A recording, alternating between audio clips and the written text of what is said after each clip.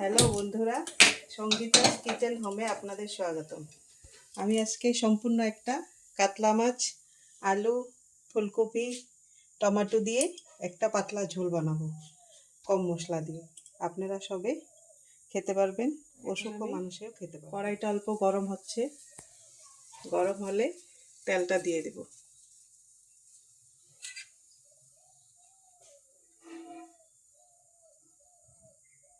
মিঠা তেল দিলাম, মাছটা আগে ভেজে গরম হয়েছে, আমি মাছটা ছেড়ে দিব একটা একটা করে।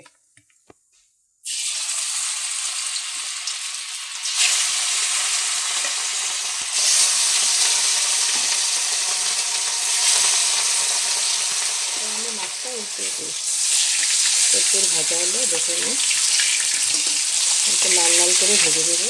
মাছটা দেখে নিই, ভাজা হয়ে গেলে উঠিয়ে দিব। বাকি মাছটাকে ভেজে নিই।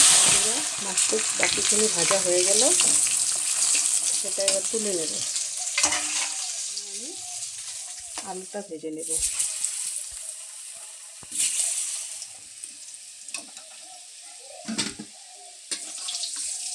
আমি কপিটা ভেজে নেব, কপিটা লাল লাল করে ভেজে নেব আলুর মতো।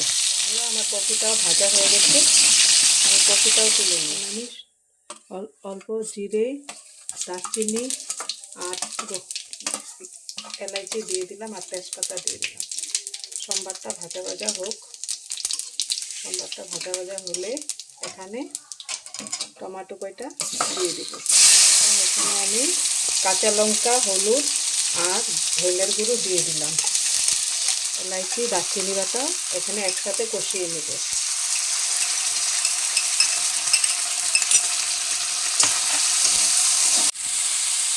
হ্যালো বন্ধুরা, এখন মশলাটা আমার তেল ছাড়ছে। এখানে আমি অল্প টেস্টের অনুসারে নিজে নিজে টেস্টের অনুসারে লবণটা দিবে। অল্প স্বাদের জন্য অল্প চিনি দিলাম। এখন চিনি অল্প লবণ দিয়ে মশলাটা অল্প ভেজে নেব। মশলাটা আমার তেল ছাড়ছে, এখন সবজিটা দিয়ে আরও ভেজে নেব। মশলাটা নেড়ে চেড়ে দেবো, তেল ছাড়ছে। আমি মশলাটাতে আরও একটা মশলা দিয়েছিলাম, আদা বাটা, সেটা বলতে ভুলে গিয়েছি। আমি অল্প ঝোল দেবো, আপনারা যদি কম ঝোল খেতে চান কম দিয়েও বানাতে পারবেন।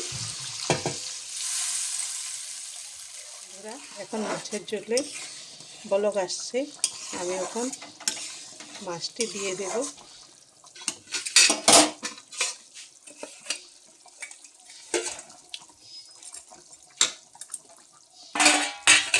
মাছটি দিয়ে নাড়াচাড়া করে অল্প ঢেকে দেব। নেভা নেভা জালে অল্প কম আছে, সিদ্ধ হতে থাকুক। আমি এখন দেখে নিই মাছটা কতটুকু হলো। একটু নাড়াচাড়া করে দেখি হয়েছে কি না।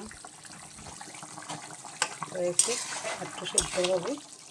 এখন আমি আগে তো জিরা বাটা, ধনিয়া বাটা, কাঁচা গরম মশলা এগুলো দিয়েছিলাম।